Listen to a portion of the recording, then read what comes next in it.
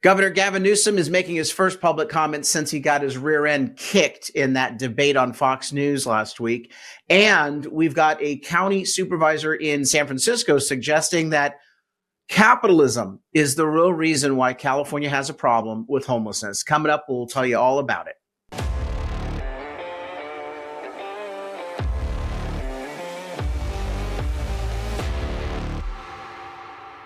I'm Carl DeMaio, chairman of Reform California, and here are the top stories that we're tracking today. We'll get to the Gavin Newsom item in just a moment. This guy is incredibly arrogant. But let's start out first with how not to win friends. And it comes in the form of the pro-Hamas, pro-Palestinian protesters who decided to shut down an LA freeway yesterday on the 110. You probably have seen the coverage thus far, but let's go to Fox 11. We're in downtown Los Angeles. There's a protest or / rally here on the southbound 110 freeway. This is for a permanent ceasefire in Israel. Now, you can see that line of folks out there, and they've basically shut down, not basically, they have completely shut down the 110 freeway out here in downtown Los Angeles right about now. The California Highway Patrol, they're there. They were basically keeping an eye on it. But the drivers, well, this is Los Angeles, and stopping the 110 freeway, tempers are starting to flare down there. You can see a lot of emotion starting to explode. We actually saw a couple of fist fights just take place. The folks down there that are doing the protest. Couple fist fights. I mean, come on. This is how extreme these people are. This is how they're freeway terrorists, okay?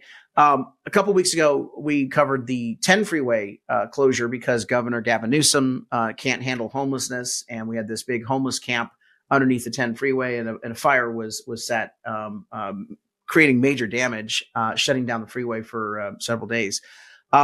People were upset about that. Newsom shifted the blame, said it was, I don't know, some bad lease holder of a Caltrans parcel of land. And of course, the big investigation they promised, poof, no follow through. You and I both know it was homelessness, so you can blame Newsom for that problem. But here you've got Democrat extreme activists once again messing up the commute. And I said when we talked about the 10 freeway, voters can roll with the punches in California. Apparently they are, because they're still voting Democrat. And it's mystifying to me.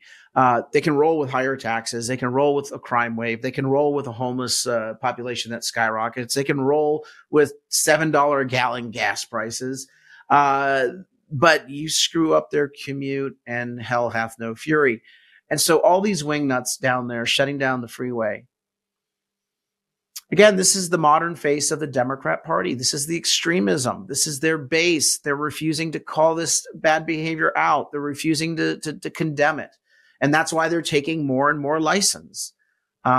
This is the caliber of governance that the Democrat Party seems to be providing us. Absolute lawlessness. And they don't care about who they inconvenience. They don't care about the impact to you, the disruption in your day. These people are commuter terrorists, and they're standing up for real terrorists in the Middle East. Moving on, we've got the county supervisor, Dean Preston in San Francisco, suggesting that, and here's the headline, we can blame capitalism for his city's skyrocketing homeless population problem. He says that the quote, the homelessness crisis is absolutely the result of capitalism. And he claimed that the city's inconsistent approach with arresting people for doing drugs is, quote, counterproductive. This guy's such an asshat. He is the source of so much of the problem that's happening in San Francisco for his coddle criminal policies, his high taxes, his anti-job, anti-business policies. Capitalism is to blame for homelessness? No. All the studies overwhelmingly show. Drugs, mental health problems. 80% of chronic homeless have drug and mental health problems, and that is the root cause of their dysfunction. It's not an issue of capitalism. And, you know, I have a lot of people who say, but Carl, it's housing prices, you know, rents are higher. Across the country, homelessness has gone down by 20% since 2010. And the reason why I use 2010 as our baseline year in this comparison is that since 2010, housing prices and rents have skyrocketed across the nation, much, much higher, because we were literally in 2010 coming out of the great housing depression. So housing prices across the country are way up, but homelessness is down by 20% nationwide. It is up by more than 36% in the state of California, and in some cities like San Francisco, San Diego, Los Angeles, it's up by triple digits. We know that the job market and the price of an apartment have no impact or relationship to housing, to homelessness issues. Even if you had an apartment priced for $500, these homeless people would still not be able to afford it. If you gave them $500 for an apartment, it would go up their nose or in their vein in the form of drugs. They can't keep a job. They can't function. All their money is going to their addiction. Or if they have the mental health problem, there's simply no rational thinking going on there. They can't stabilize themselves and hold a job. They don't even want to accept a cot at a shelter because they think that there's something crazy going on there, some sort of manipulation, that it's a dangerous position for them. They need to be out on the street.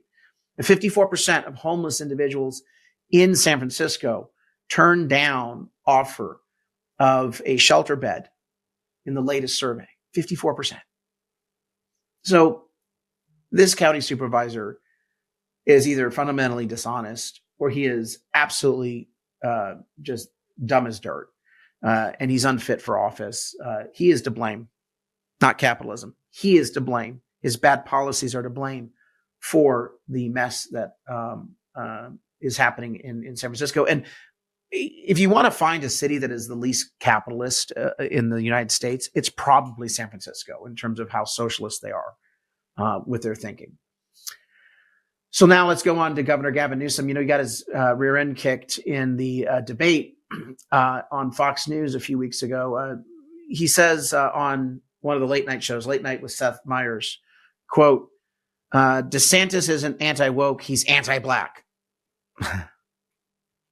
How do you say you're still butthurt from getting your ass kicked without saying you're butthurt from getting your ass kicked during a debate? This is basically petulance. This guy is not happy with the fact that he completely failed in this debate, and rightfully so.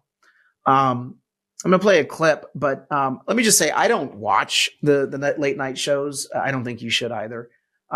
It's nothing but political propaganda, left-wing narrative driving, except for Gutfeld on Fox. He's pretty good. But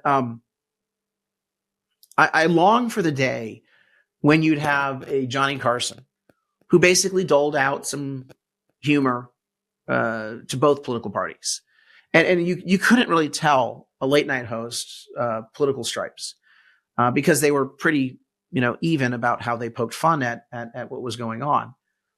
We no longer have Johnny Carsons for late night. We have got political activists masquerading as comedians, and they just come across as so snarky and just bitter. And it's all about them pushing a political agenda. I mean, sure, that might be, fun entertainment for liberals, but I don't know about you, but if I'm trying to drift off to sleep, I just want to have a little bit of humor and be done with it. But here is Gavin Newsom on Seth Meyers ruminating on his thoughts about Ron DeSantis and how the debate went. No, I didn't. I'll be honest with you. I've and I'm dead serious about this. I've developed a lot of animus towards him. No, he's because developed of his animus towards Ron DeSantis, because even Ron DeSantis, as poor presidential campaign that he's running, Ron DeSantis still kicked his ass, and that's why I've developed a lot of animus towards him. Yeah, you got humiliated, dude. He completely cleaned your clock. All of you.